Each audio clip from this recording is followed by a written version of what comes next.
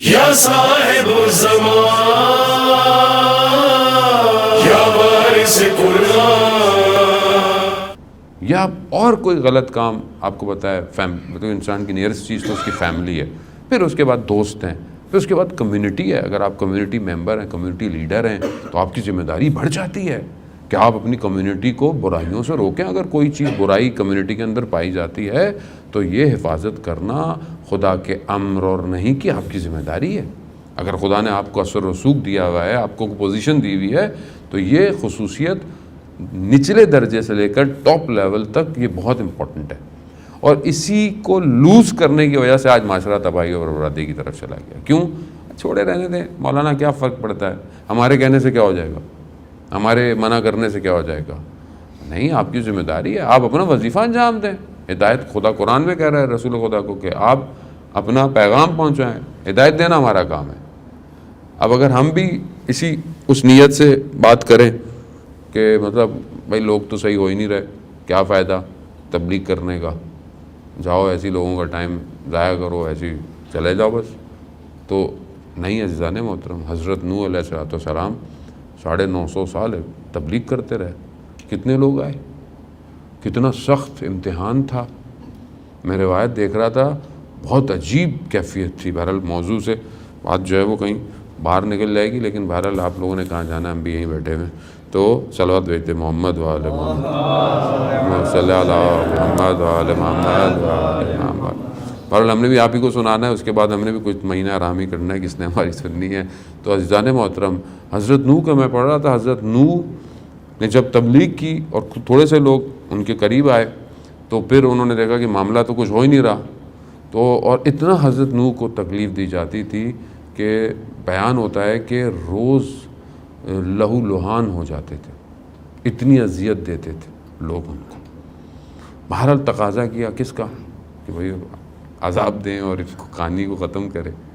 تو پروردگار نے یہ خورما یعنی کھجور کے جو ہے وہ بیج پھل بھیجے اوپر سے، کہا کہ اس کو کھاؤ اور اس کے بیج کو اگاؤ.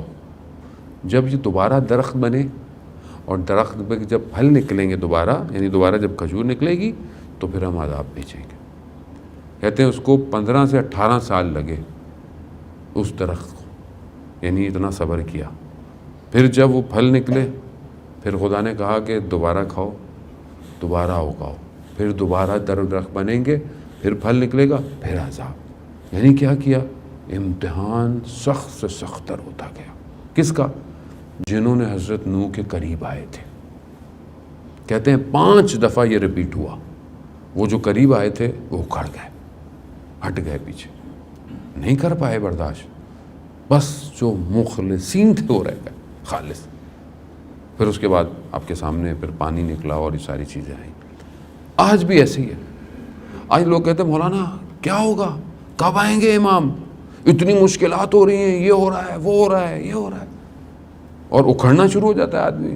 اتنی سختیاں ہو گئیں، اتنی پریشانیاں ہو گئیں، بیماری وبا نے دنیا میں ستیہ ناش کر دیا ہے، یہ ہو گیا ہے، امام کیوں نہیں آ رہے. بھائی امام میرے آپ کے کہنے سے تھوڑی آئیں گے.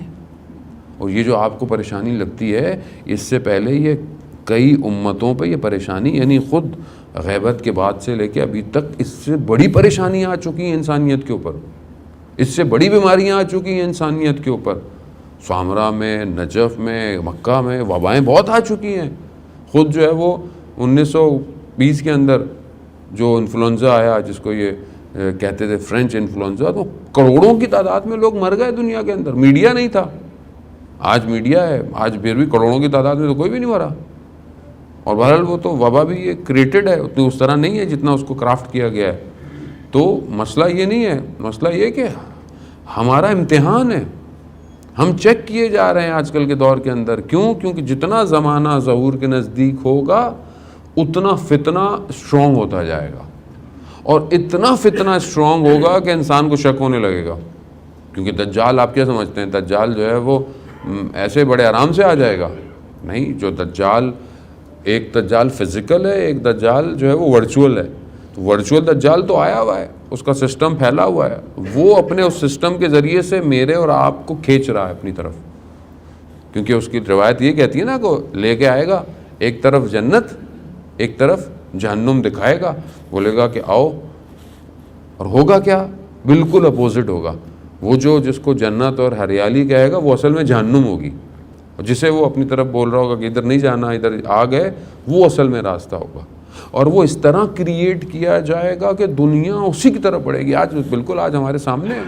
آج ہم دنیا, ڈیزگنیشن, پوسٹ, اور مطلب دیکھیں نا آپ اسلامی ملک دیکھیں کتنا دھوکہ کھا رہے ہیں آج, کہ نہیں بھائی تعلقات اچھے ہونے چاہیے, کیا فرق پڑتا ہے, ریلیشن شپ اچھا ہونا چاہیے. کیا ہے؟